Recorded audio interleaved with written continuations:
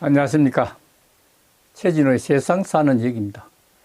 오늘은 윤 대통령이 NPT를 탈퇴하고 미국 바이든 대통령에게 핵무장을 선언하라, 이런 주제로 말씀드릴까 합니다. 대남 전술핵 실전 배치가 임박했다는 우려입니다. 북한이 지난 19일 동해 상공 800m에서 단거리 탄도미사일에 장착한 핵탄두를 공중 폭파하는 시험 훈련에 성공했다고 밝혔습니다. 북한 조선중앙통신은 남한을 대상으로 한 핵타격을 가정한 발사 훈련을 실시했다고 하면서 미사일에 모의 핵탄두가 장착됐다고 강조를 했습니다. 미사일은 800km를 날아가서 동해상 목표 상공 800m에서 공중 폭발했다고 했는데, 핵폭발 조종장치와 기록장치의 신뢰성이 다시 한번 검증됐다고 주장을 했습니다. 합참이 지난 19일 평안북도 동창리 일대에서 발사된 미사일을 탐지했다고 밝혔는데, 이 미사일이 핵폭발 테스트용이었다고 북한이 공개한 것입니다.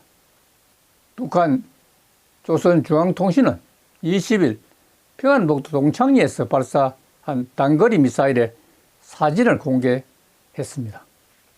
조선중앙통신은 북한 김정은 국무위원장이 18, 19일 이틀 동안 전술핵 운영부대의 핵 반격 가상 종합전술훈련을 참관했다고 전하면서, 이 미사일은 800km를 날아가서 동해상 목표 상공 800m에서 공중 폭발했다고 발표를 했습니다. 북한이 탄두 공중 폭파 실험을 한 적은 있지만은 핵탄두 사용을 가정한 훈련 성공을 주장한 것은 이번이 처음입니다. 특히 800m라는 폭파 고도를 밝힌 대목이 주목됩니다.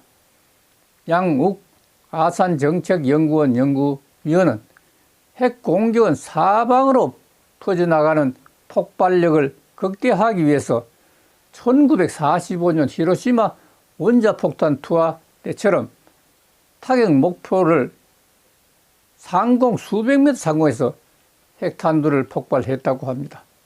그리고 북한 주장대로 하라면 핵탄두를 장착한 탄도미사일 실전 사용이 임박한 단계에 왔다는 것을 의미하게 됩니다. 반면 신범철 국방부 차관은 우리에게 위화감을 주기 위해 북한이 과장하는 것일 수 있다고 주장했습니다. 미국이 1945년 8월 일본 히로시마에 투하한 핵폭탄은 상공 570m에서 공중 폭파했습니다. 이 폭발로 히로시마 주민 9만 내서 16만 6천 명이 사망했습니다. 당시 폭발력은 15킬로톤이었습니다. 북한의 핵탄두 위력은 정확히 판단하기 어렵지만 지난 2016년 5차 핵실험 당시 폭발 위력을 10 내지 15킬로톤으로 분석했습니다. 수소폭탄을 사용한 6차 핵실험의 경우 폭발력이 100에서 300킬로톤에 달한 것으로 추정이 됩니다. 양욱 연구위원은 이번 폭발 상공은 히로시마 때보다 230m가량 더 높다면서 그만큼 파괴력이 큰 핵탄두의 사용을 상정해 훈련한 것이라고 이렇게 주장했습니다. 북한 핵이 인구가 밀집한 대도시 상공에서 폭발할 경우 엄청난 인명피해를 일으킬 것으로 추정이 됩니다. 이번 핵 공중 폭파 실험에 사용된 미사일은 변칙 기동으로 요격을 피할 수 있다고 합니다. 이것은 북한판 이스칸데르 KN-23인 것으로 분석했습니다.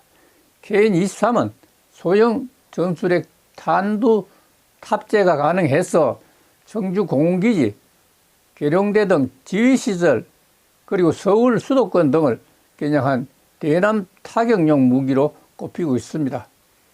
19일 북한이 쏜 KN-23은 800km를 비행했는데 이는 북한 후방에서 남한 전역을 타격할 수 있다는 사거리입니다. 6000mm 초대형 방사포 등을 섞어 쏘면 현 수준의 한미 미사일 방어망으로는 방어하기 더욱 까다로워집니다. 조선일보 노석조 기자가 주장했듯이 북한 주장대로 폭발 조종장치와 기폭장치가 정상적으로 작동했다면 한국 전역을 타격할 수 있는 핵무기가 사실상 완성 단계라고 말할 수 있겠습니다. 임범철 차관은 북한의 핵능력은 사실상 실전 배치가 임박했다고 단정했습니다. 더 이상 버틸 수가 없다. 이제는 핵개발밖에 대안이 없습니다. 윤 대통령이 방미 시에 NPT 탈퇴를 선언하고 미국 바이든 대통령과의 회담에서 독자 핵무장을 선언할 것을 강력히 촉구합니다. 감사합니다.